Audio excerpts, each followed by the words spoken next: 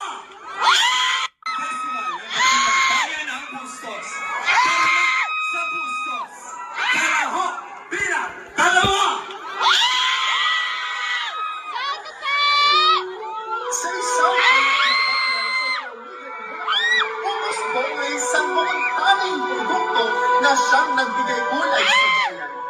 Ang minasan siyang naging simbolo ng bawat isa at nagbigay kabuhayan sa pamayanan.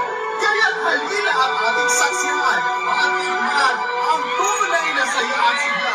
Ang Minasa Festival! Sa bayan ng Bustos! Mabighanan sa sarap at saya ng Minasa Festival.